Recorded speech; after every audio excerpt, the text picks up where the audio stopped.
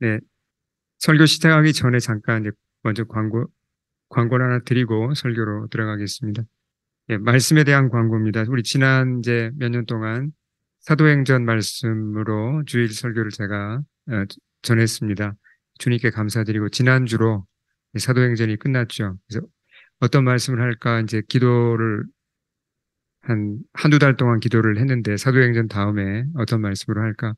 사실 로마서가 정말 중요한 책이죠. 중요한 책인데 또 좀 한편 어렵기도 하고 또 사실 시중에 좋은 책도 많이 나와 있습니다. 또 인터넷 들어가시면 좋은 설교도 많이 들을 수 있고 로마서에 관하여서는 예, 그렇지만 이제 그 주님이 우리 제자교회에게 로마서를 함께 예, 듣기 원하신다는 마음을 주셔서 어 이제 우리 형편에 맞게 주시는 말씀을 잘 전달하고자 합니다. 저를 위해서 예, 기도해 주시면 좋겠습니다. 네. 자, 통역이 준비됐으니까 예, 설교를 시작하겠습니다. 우리 앞을 보시면서 제목, 오늘 첫 설교의 제목 한번 같이 읽어보겠습니다. 시작. 네. 로마서가 편지라는 사실을 우리가 잊어버리면 안 됩니다. 로마서는 편지입니다. 예. 어, 발신자가 누구죠? 발신자. 편지는 발신자가 있잖아요. 예. 보내기 시작하는 발신자. 발신자는 당연히 이제 사도 바울이고요. 수신자는 누구입니까? 수신자는 7절에 보면 이제 7절에서 수신자를 얘기를 합니다. 뭐라고 돼 있죠? 로마에서 하나님의 사랑하심을 받고 성도로 부르심을 받은 모든 자들. 그러니까 로마에 있는 성도들이 수신자입니다. 그렇죠? 어, 바울이 로마에 간 적이 있습니까? 지금까지? 예. 바울은 로마에 간 적은 없죠. 근데, 근데 로마에 믿는 자들이 있고 교회가 세워져 있었습니다. 참 놀라운 일이죠.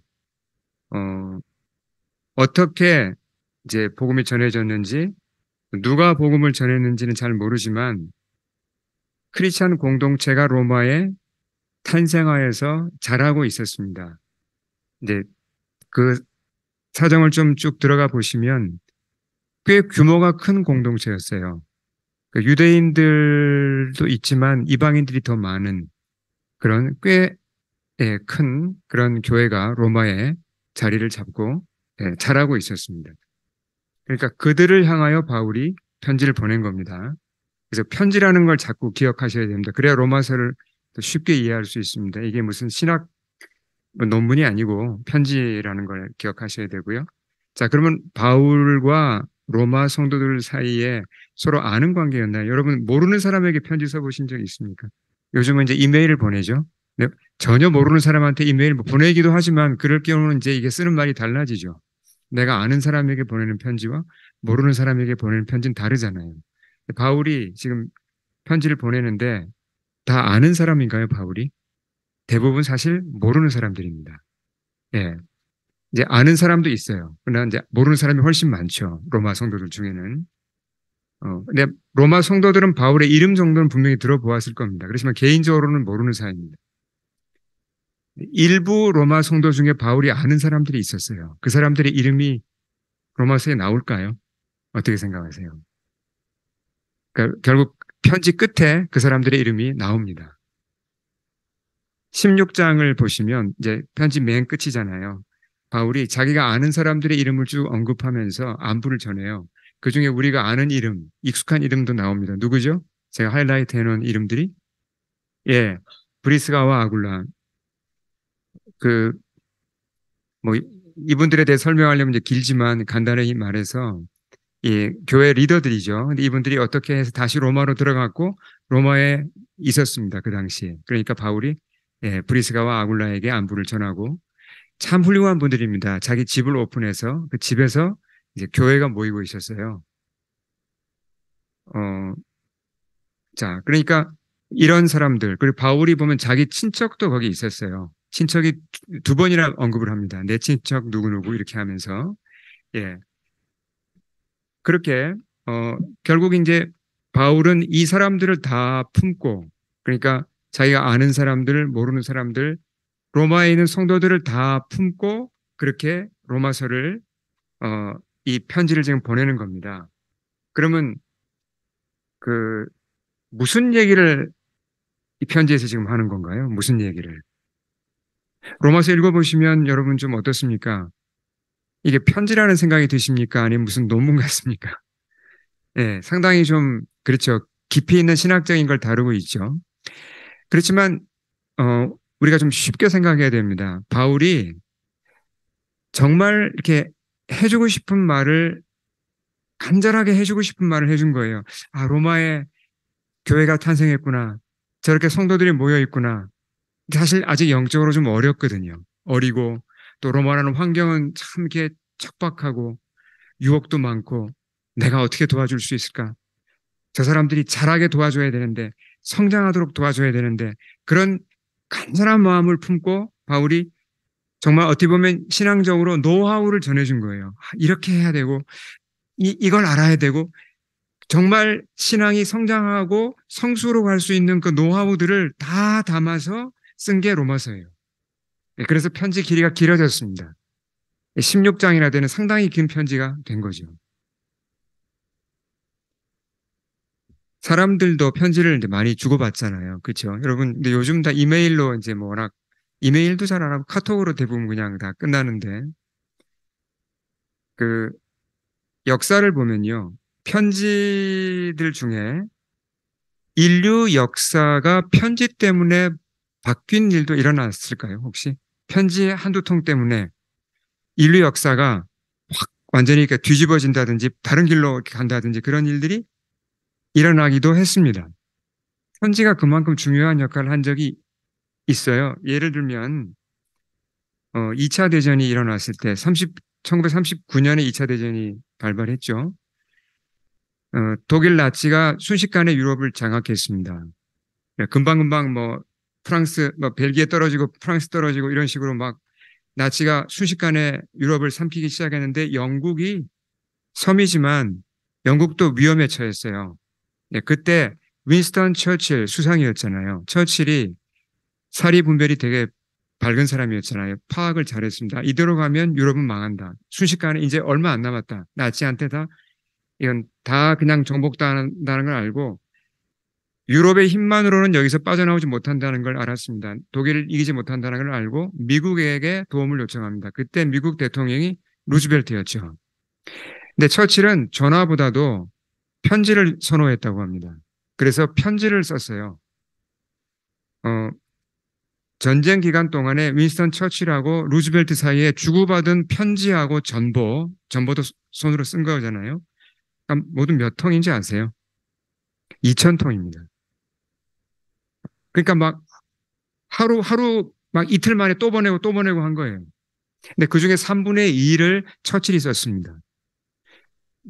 주로 어떤 얘기를 했냐면 설득한 거예요. 미국이 참전해야 된다. 미국은 사실 자기네 땅에서 전쟁이 일어나는 게 아니니까 뭐 좀 불안하긴 해도 당장 급할 건 없잖아요. 유럽이니까. 그러니까 이제 처칠이 설득을 하는 거예요. 아, 이거 나치를 그냥 두면 안 됩니다. 유럽이 망하면 미국도 위험합니다. 이렇게 계속 설득을 하는 겁니다. 편지로. 그러면서 이제 루즈벨트가 마음이 움직이기 시작했어요. 아, 그렇구나. 이해가 되기 시작하면서 유럽 전쟁이 남의 일이 아니구나. 우리가 도와야겠다는 생각을 가지기 시작했습니다. 두 사람 사이가 아주 급격하게 친해졌어요. 편지 때문에. 이 역사의 기록에 남아있는 걸 제가 보고 말씀드리는 겁니다. 그러다가 미국이 언제 어, 유럽으로 파병하는 거를 결정하죠? 그것은 이제 아시겠지만 1941년 12월에 진주만, 펄하버가 공격을 당하잖아요. 일본한테. 예, 그게 결정적 계기가 됩니다.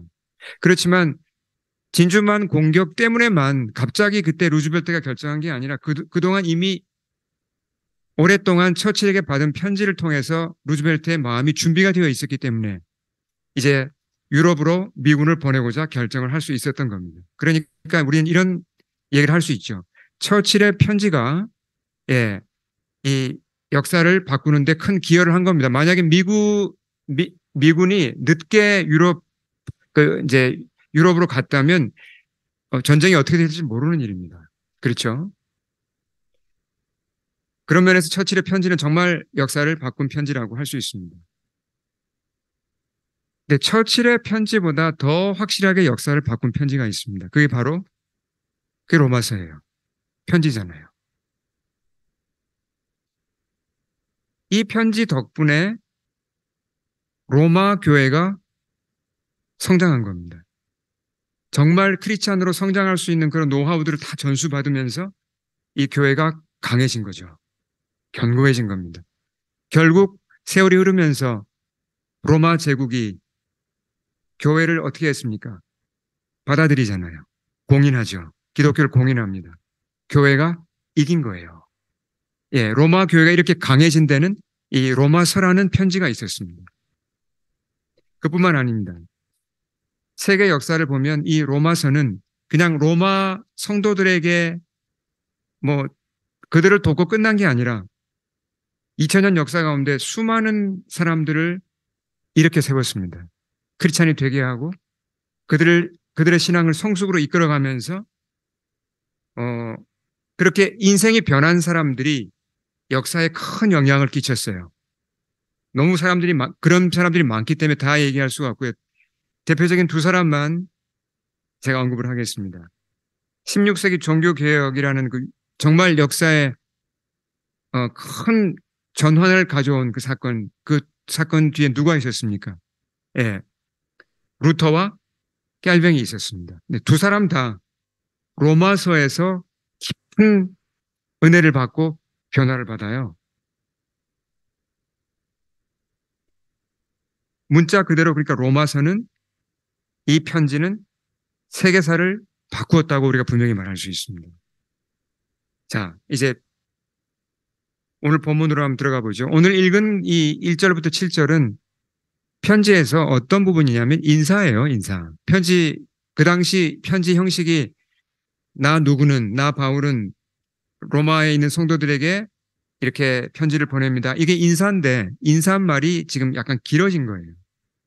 근데 인사말을 하면서 바울의 마음이 급해가지고 자기가 하고 싶은 말을 인사말 속에 끼워 넣었습니다. 그게 뭐냐면 복음을 얘기하고 싶은 겁니다. 그러니까 복음을 나중에 충분히 길게 설명하는데 그걸 못 기다리고 바울이 마음이 급해서 복음을 한 줄로 딱 요약해가지고 인사말 속에 넣었어요. 네, 그러니까 발신자 얘기하고 수신자 얘기하기 전에 복음을 먼저 얘기합니다. 그게 오늘 우리가 이제 볼 내용인데요. 복음을 헬라어로 보면 이제 아마 이거 뭐 듣고 잊어버리셔도 되는데 외워두시면 좋습니다. 헬라어로 복음이란 단어가 유안겔리온인데요. 근데 문자 그대로 하면 굿 뉴스죠. 굿 뉴스. 네, 로마 제국에서 이게 쓰여지고 있던 단어였습니다. 이게 없던 단어가 아니라 이미 사용되고 있던 단어였습니다. 로마 사람들에게 그 당시에 유안겔리온 그러면 이게 무슨 말인지 다 알아요. 언제 쓰이는 단어냐고 하면 이건 황제가 로마 황제들은 전쟁이 일어나면 대부분 자기가 나갑니다. 가서 이제 전쟁을 지휘하죠. 큰 전쟁이 있었다. 그러면 황제가 나갑니다. 그런 전쟁에서 승리하고 패배하고는 엄청난 차이가 있죠. 전쟁에서 승리하고 황제가 돌아오면서 메신저, 전령을 미리 보냅니다. 로마 시민들한테. 뭘 알리기 위해서죠? 당연히 이겼다는 걸 알리기 위해서. 전령이 달려와서 시민들에게 알립니다. 뭐라고 알리냐면 황제의 말을 대언하는 거죠. 황제 누구누구는 이번 전쟁에서 승리했다. 내가 다스리고 내가 통치한다. 이걸 알리는 겁니다. 그게 유한겔리온이에요. 그게 복음입니다. 그러니까 로마 시민들 입장에서는 그게 복음 아닌가요? 전쟁에서 만약에 지면 얼마나 큰 피해를 봅니까? 잘못하면 뭐 경제적으로도 타격이 입을 뿐만 아니라 더 심하면 어떻게 되죠? 뭐 나라가 망할 수도 있고 근데 전쟁에 이겼다니까 얼마나 기쁩니까? 복음이죠. 그러니까 로마 사회에서 이미 사용되고 있던 단어를 바울이 끌어온 겁니다. 예, 그 단어를 끌어와서 다르게 사용하는 겁니다. 자, 그러니까 다시요. 자, 로마 사람들 사이에서 사용되고 있던 이 단어, 유한겔리온이 뭐라고요? 이게, 예, 전쟁에 이겼다는 그 기쁜 소식을 전하는 거잖아요. 그럼 이게 충고입니까? 이거 충고라고 할 수 있어요? 충고는 아니죠. 이게 무슨 도덕입니까? 그것도 아니고, 또 무슨 삶의 지혜도 아니잖아요. 뭐죠? 전쟁에 이겼다는 사실을 알리는 뉴스예요. 그렇잖아요. 그 이제 그걸 듣는 사람들은 어떻게 해야 되는 거죠? 받아들이는 겁니다. 아, 전쟁에 우리가 이겼구나. 받아들이는 거죠. 똑같습니다. 바울이 뭘 전하냐면 황제의 승전 소식이 아니라 누구의 승전 소식을 전하는 거죠? 황제보다 더 큰 분이 있다. 그리스도. 그리스도가 오셨고 그분이 하신 일을 알리는 겁니다. 이게 충고인가요? 충고 아닙니다. 이게 무슨 도덕인가요? 인생 지혜인가요? 그것보다 훨씬 큰 겁니다. 그러니까 그리스도 그분이 하신 일, 이루신 일을 전하는 거죠. 이루어진 사실을 전해주는 겁니다. 그러니까 우리가 할 일은 뭡니까?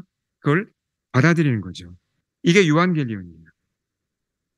자, 그렇게 배경 설명을 제가 드렸고요. 복음이란 말 우리 참 많이 쓰잖아요. 이게 영어로 굿뉴스가 됐고 가스펠이 됐고 결국 이제 한글로는 우리가 복음이란 말을 쓰는 거죠. 자, 그러면 이제 복음의 내용이 뭔지 2절을 같이 한번 읽어보겠습니다. 2절 시작. 그의 아들에 관하여 성경에 미리 약속하신 것이라. 복음을 설명하면서 바울이, 자 보세요. 우리가 좀 잘못 알기 쉬운 게 복음 그러면 신약 시대에 만들어진 거 보통 이렇게 생각하기가 쉽잖아요. 신약 시대, 예수님 시대에 만들어진 것. 맞는 얘기입니까 그게? 아니죠. 언제부터 복음이 준비되고 만들어진 거죠? 구약 시대부터 하나님께서, 예, 하나님께 사실은 그 아담과 하와의 타락 직후부터 복음이 만들어지기 시작한 겁니다. 준비되기 시작한 겁니다.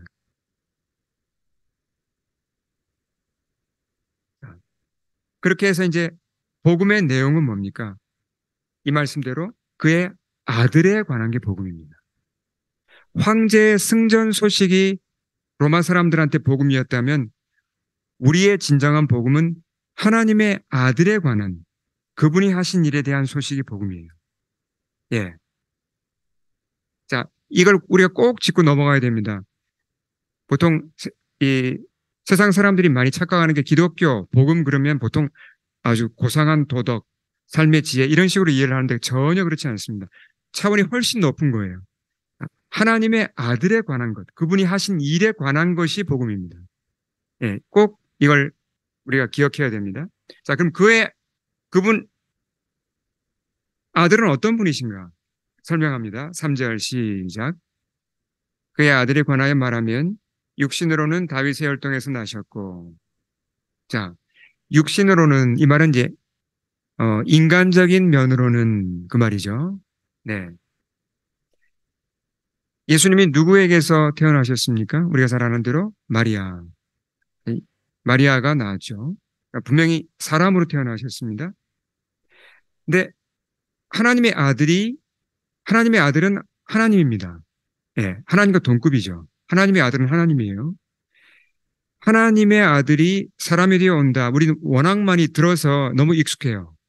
감동이 별로 없습니다. 뭐 맞는 얘기, 원래 그런 걸로 생각합니다. 근데 사실 이것은 정말 신비한 일이고 너무나 놀라운 일이죠. 그런 일이 일어났습니다. 실제로 하나님의 아들이 사람이 되어 오셨고 이 땅에서 사셨습니다. 가족들과 함께 사시다가 나중에는 제자들과 함께 사셨죠. 근데 예수님이 사람보다 훨씬 높은 분이셨잖아요. 사람이긴 했지만 어떻습니까? 사람은 할 수 없는 일 하셨습니까? 사람으로서는 할 수 없는 하늘의 지혜를 가지고 제자들을 가르쳤죠? 사람으로서는 아무리 위대한 사람도 할 수 없는 그런 초자연적인 일들을 행하셨고, 그렇죠? 치유하시고, 악령을 내어 쫓고, 너무나 놀라운 일들을 하셨습니다. 그러니까 하나님만이 할 수 있는 일, 그런 일들을 하셨죠. 근데 이제 결정적으로 이 나사렛 예수가 사람에 머무는 게 아니라 하나님의 아들이라는 게 드러난 것은 어떤 사건입니까? 잘 아는 대로? 예, 부활 사건이죠. 그 얘기를 합니다. 여기까지가 이제 복음의 요약인데요. 4절 같이 읽어보겠습니다. 시작. 성결의 영으로는 죽은 자들 가운데서 부활하사 능력으로 하나님의 아들로 선포되셨으니 곧 우리 주 예수 그리스도시니라. 자, 우리가 너무 익숙한 게 문제예요. 너무 익숙해서 그냥 당연시하는데 어, 훌륭한 사람들이 세상에 많았죠. 역사에서 보면 뭐 과학자, 철학자, 정치가 훌륭한 사람 많았습니다. 근데 다 공통점이 있죠. 모두 죽었습니다. 그러니까 무덤에서 끝났습니다. 근데 유일하게 한 분이 무덤에서 끝나지 않고 그분의 무덤은 비어 있죠. 이게 사실이라면 얼마나 놀라운 일입니까? 예, 죽음을 이긴 분이 계시다. 예수님이 죽음을 이기고 부활하셨기 때문에 그것으로서 뭐가 증명된 겁니까? 네, 단순한 사람에 그치지 않고 이분은 하나님의 아들, 하나님이심이 증명이 된 겁니다. 이게 우리 기독교의 너무나 중요한 파운데이션이죠. 기초입니다. 이게 무너지면 사실은 이게 없다면 우린 지금 여기 이 자리에 앉아 예배드릴 필요도 없습니다. 근데 분명히 부활하셨기 때문에 우리는 이 자리에 모여 있고 수많은 사람들이 주님을 찬양하고 주님을 따르고 주를 위해 목숨을 바치는 거죠. 저 같은 경우도 제가 만약에 부활이 없다면 전 사기꾼이에요. 제 인생 완전히 저는 망한 겁니다. 제 인생을 다 들여서 지금 저는 결국 예수님 부활했다는 걸 제가 증거하려고 지금 이 자리에 서 있잖아요. 근데 저는 조금도 후회하지 않고 너무나 감사합니다. 부활이 역사적 사실이기 때문입니다. 아멘. 그래서 바울이 어떤 결론을 내립니까? 이분은 곧 뭐라고요? 누구라고요? 우리 주 예수 그리스도시니라. 그리스도는 구원자죠. 이분이 부활하셨기 때문에 죽음을 이기시고 부활하셨기 때문에 결국 이분이야말로 우리의 진정한 구원자가 될 수 있다는 겁니다. 자, 이 예수님을 만나면서 바울의 인생에도 변화가 찾아왔습니까? 찾아왔죠. 바울도 그의 인생에 혁명이 일어났고 구원을 받았을 뿐만 아니라 복음을 전하는 자로 부름을 받았습니다. 그 부분이 이제 5절로 되어 있는데 한번 읽어보겠습니다. 시작. 우리는 그를 통하여 은혜를 입어 사도의 직분을 받았습니다. 우리가 그 이름을 전하여 모든 민족이 믿고 순종하게 하려는 것입니다. 자, 주님이 바울을 누구에게로 보낸다 그랬습니까? 이 말씀대로 하면 all the nation, 열방에게로 보내신다 그랬죠. 그렇게 하는 목적은 그 사람들이 예수님을 믿어서 구원을 받는 거죠. 자, 근데 그러면 이 구원 받아야 되는 사람들 이 대상 중에 로마 성도들은 포함될까요, 지금? 자, 잘 들으세요. 바울이 로마 성도들에게 지금 편지 보내고 있잖아요. 이 사람들이 그러면 다 구원은 받았기 때문에 구원받을 필요는 없고 성장만 하면 되는 겁니까? 아니면 이 사람들 중에도 아직 제대로 구원을 못 받아서 구원 받아야 될 사람이 있다는 얘기입니까? 어느 쪽일까요? 이 말씀을 보면 후자라는 게 드러납니다. 왜요? 자, 여기서 6절에 그것이 또 분명히 드러나는데요. 너희도 그들 중에서 예수 그리스도의 것으로 부르심을 받은 자니라. 영어로 보시면 현재 시대를 쓰고 있어요. You who are called to belong to Jesus Christ라고 되어 있습니다. 현재 시대를 쓰고 있죠. 그러니까 무슨 얘기입니까? 로마 성도들 중에 이 편지를 받는 사람 중에 로마 교회 안에 있지만 아직 예수님의 것이 되지 않은 사람이 있다는 겁니다. 예수님을 분명히 영접하지 않아서 거듭나지 않은 사람도 있다는 겁니다. 그들을 향하여서도 바울이 이제 내가 복음을 전해서 너희가 믿고 구원받게 하기 원한다는 겁니다. 이건 굉장히 중요한 얘기입니다. 교회 안에 있다고 다 구원받은 게 아닙니다. 우리 교회도 마찬가지일 겁니다. 어느 교회나 똑같습니다. 교회 안에 들어왔지만 이제 구원 받기 위해서 준비하는 단계에 있는 분들 계시죠. 예, 그런 분들 분명히 복음을 듣고 분명히 구원을 받아야 되는 겁니다. 네. 자,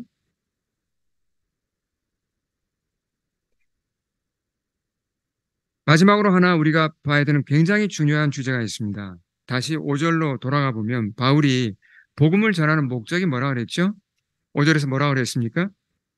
모든 민족이 믿고 순종하게 하려는 거라 그랬습니다.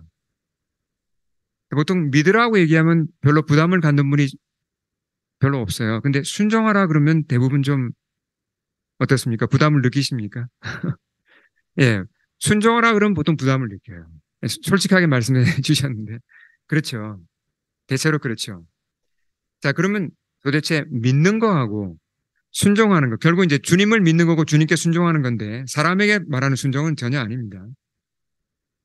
이 순종과 믿음의 관계가 어떤 건가? 이 관계를 이해하는 게 정말 정말 중요합니다. 이 부분을 저를 보시고 자, 이 마지막 주제니까 잘 한번 따라와 주시기 바랍니다. 그럼 우리가 구원받기 위해서 천국 가고 구원받기 위해서 순종해야 하나요? 예를 들어서 예수님이 주신 말씀들이 있잖아요. 새 계명을 너희에게 주노니 서로 사랑하라. 예수님이 명령도 많이 하셨습니다. 그렇죠? 너희는 먼저 그의 나라와 의를 구하라. 예수님 명령이잖아요. 그렇죠? 그러면 예수님의 이 말씀과 예수님의 계명을 순종해야 내가 구원받는 겁니까? 어떻게 보세요? 그건 아니죠. 그 얘기하는 게 아닙니다. 구원은 어떻게 받는 겁니까? 구원은 믿음으로 받는 겁니다. 예. 하나님이 세상을 이처럼 사랑하사 독생자를 주셨다 그랬죠. 누가 구원을 받는다고요? 그 말씀에 따르면? 예. 그리스도를 믿는 자. 그걸로 충분합니다. 예수님이 내 죄를 위해 죽으셨다는 걸 믿고 나의 주님으로 믿으면 내가 구원을 받습니다. 구원을 위해서는 그 충분 조건입니다. 그럼 순종은 뭔가? 어떻게 되는 건가? 순종은. 자, 예수님을 진정으로 믿는다면 그분께 순종하게 됩니까? 순종은 믿음의 결과로 따라오는 겁니다. 그렇다고 이게 하루아침에 100% 순종이 되는 건 아니죠. 내가 오늘 믿었다고, 그리고 거듭났다고 해서 예수님이 하신 모든 계명을 오늘부터 100% 내가 지키게 되고 순종하게 되면 얼마나 좋겠습니까? 근데 그건 그렇게는 안 돼요. 그렇지만 조금씩 순종이 일어나나요? 내가 정말 믿는다면 일어납니다. 자, 이해를 돕기 위해서 제가 이제 이게 원래 원고에 없는 얘기지만 짧게 하나 좀 설명을 드리겠습니다. 저희 이제 제가 근무하는 몬트리올 대학에 워낙 건물들이 크니까 가끔 파이어 알람이 울려요. 파이어 알람. 이제 그 화재 경보기가 울리죠. 이제 만약에 저의 디렉터가 파이어 알람이 울리는데 직원들한테 지금 경보기 울리니까 다 밖으로 나가세요. 제가 하는 말을 믿고 다 나가세요. 그렇게 얘기했습니다. 그러면 그 디렉터의 말을 믿는 사람은 어떻게 할까요? 나가죠. 그리고 실제로 불이 났을 수도 있잖아요. 파이어 알람이 울리면. 그렇죠? 근데 이제 그렇게 몇 번 했습니다. 그러다가 또 어느 날 디렉터가 이제 파이어 알람이 울리고 디렉터가 와서 빨리 다 나가세요. 지금 위험합니다. 근데 어떤 친구가 안 나가요. 에이, 이거 뭐 가짜야. 잘못 울린 거야. 나는 안 나가. 귀찮아. 추운데 왜 나가? 안 나갑니다. 그럼 그 안 나가는 사람은 디렉터의 말을 믿나요? 안 믿나요? 안 믿는 겁니다. 안 믿으니까 순종하지 않는 겁니다. 그렇죠? 같은 원리예요. 정말 예수님의 말씀을 내가 나의 왕의 말씀으로 믿는다면, 내 주님의 말씀으로 믿는다면 점점 나는 그 말씀에 순종하게 됩니다. 근데 내가 주인이라고 생각하니까 예수님 말씀을 들어보고 내가 다시 한번 필터를 해요. 내 생각에는 아닌 것 같아. 이런 식으로 걸러내고 차내고 자기한테 맞는 것만 따라가려고 합니다. 그런 자세는 뭐죠? 그 사람이 주님을 믿지 않고 있다는 얘기입니다. 왕으로 믿는 게 아닙니다. 이해가 되시죠? 예. 그렇게 믿음과 순종의 관계가 그런 식으로 연결된다는 겁니다. 그래서 우리 자신을 돌아볼 필요가 있어요. 내가 과연 예수님 말씀에 내가 지금 순종하고 있는가? 순종의 열매가 내 삶에 어느 정도 있는지 이걸 점검해 봐야 돼요. 너희는 먼저 그의 나라와 의를 구하라. 서로 사랑하라. 말씀들 많잖아요. 내가 어느 정도 과거에 비해서 순종하고 있지? 나를 돌아봐야 돼요. 순종하는 게 별로 없다면 뭐가 잘못된 겁니까? 내가 진짜 그분을 주님으로 믿고 있는 건지 안 믿고 있는 건지부터 체크해 봐야 됩니다. 여러분, 그 책 하나를 제가 소개하겠습니다. 천국이 어떤 곳인가? 저는 사실 굉장히 궁금합니다. 캐나다 이민 올 때도 캐나다가 어떤 곳인지 궁금해서 많이 조사를 했는데 그것보다 훨씬 더 큰 제가 이 궁금증을 가지고 호기심을 가지고 앞으로 들어가게 될 천국에 대해서 저는 굉장히 이제 관심이 많아서 책도 많이 읽고 제가 조사도 많이 하는데 그중에 가장 빼어난 책이 이 책입니다. 한글로도 번역이 되어 있어요. 랜디 알콘 목사님이 쓴 헤븐이라는 이제 유명한 책인데요. 100만 부 넘게 팔렸어요, 이 책이. 이 책에 나오는 실화 하나를 소개하겠습니다. 그 루타나 메스카라는 그 가수가 있었어요. 미국 가수. 지금도 아마 계실 텐데. 이 가수가 겪은 실화가 이 책에 나옵니다. 이제 이분이 이제 가수분이 어느 날 그 요청을 받습니다. 한 부유한 남자가 굉장히 부자입니다. 결혼을 하게 됐는데 당신이 와서 좀 축가를 불러달라. 피로연의 결혼 파티와 축가를 불러달라. 그래서 이제 그렇게 하겠다고 약속을 했습니다. 피로연이 열리는 장소가 어디였냐면 시애틀 아시죠? 그중에 시애틀 시에서 가장 높은 빌딩이 콜롬비아 타워라고 합니다. 그 꼭대기층 두 층을 전체를 다 빌려서 피로연을 이제 한 겁니다. 거기 가서 이제 축가를 부르게 된 거죠. 근데 직업 가수긴 하지만 뭐 이분이 뭐 그렇게 유명한 분도 아니고 그래서 이제 이렇게 이런 기회가 주어지니까 본인도 기쁜 거예요. 아, 그렇게 멋진 피로연에 가서 내가 축가를 부르는구나.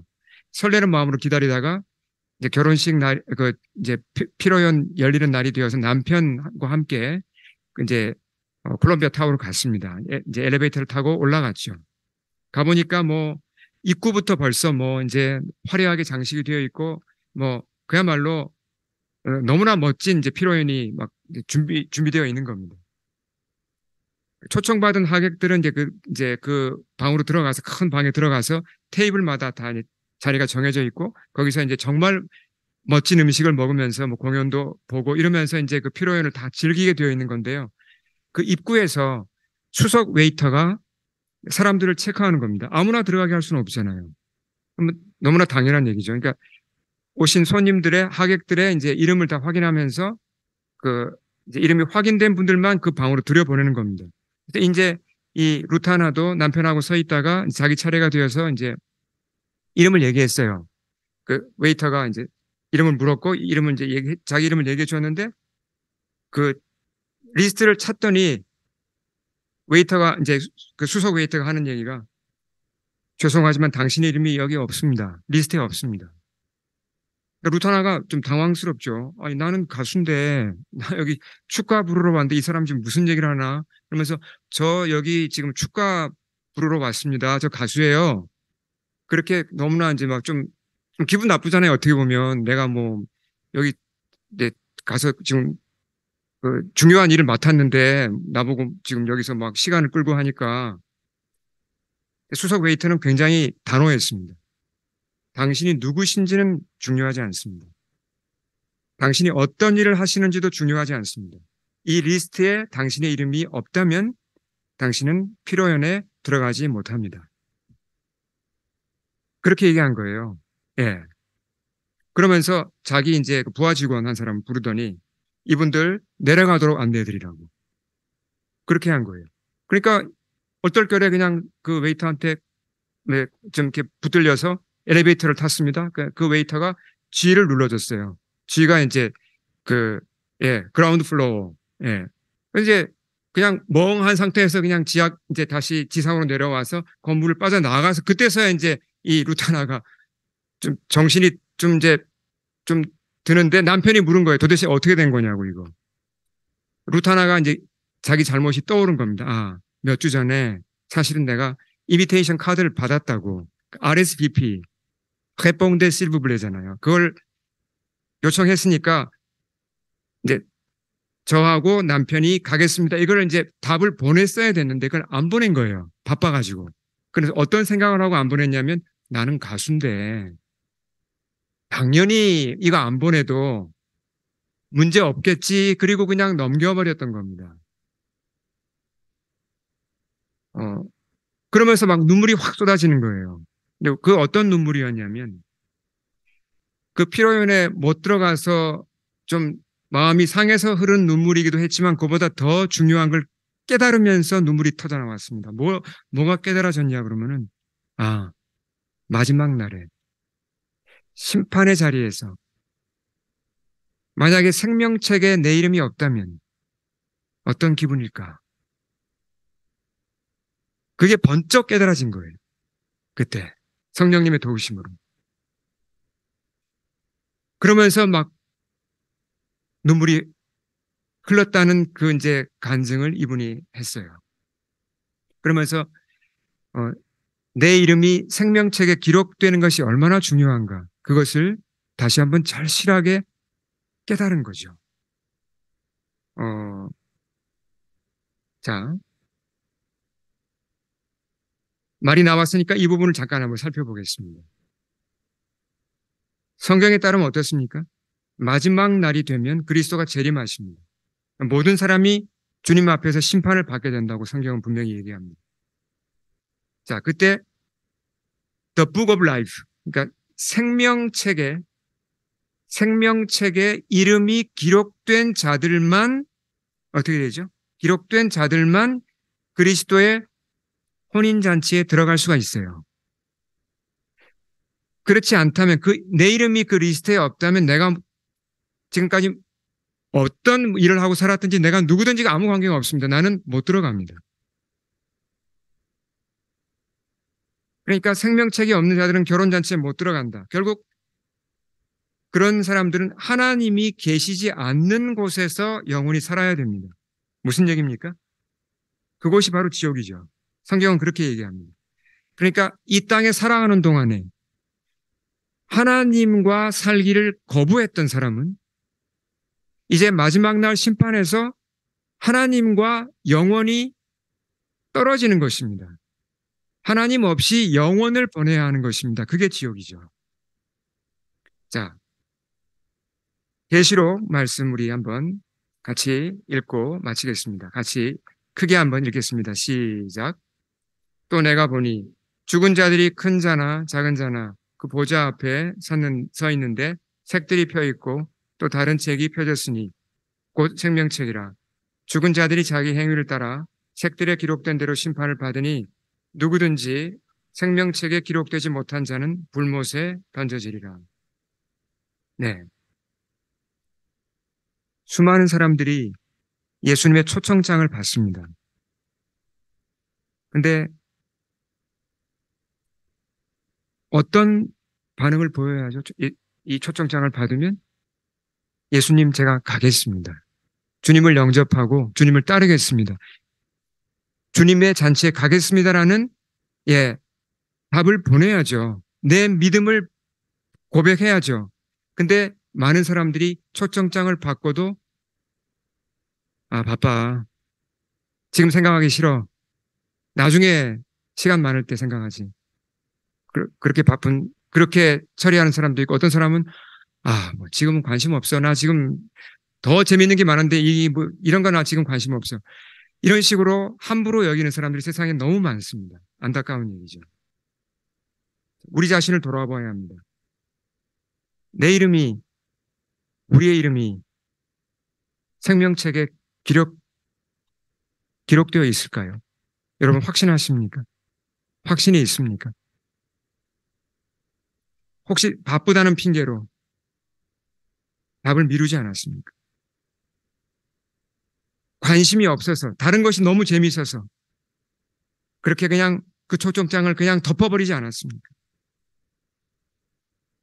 그러나 주님 없이, 하나님 없이 사는 쪽을 택했다면 여러분, 마지막 날에 그 결과를 책임지셔야 합니다. 바울은 사람들로 하여금 믿고 순종하도록 돕는 것이 자기의 사명이라고 했습니다. 우린 믿었고 지금 순종하고 있습니까? 함께 기도하겠습니다.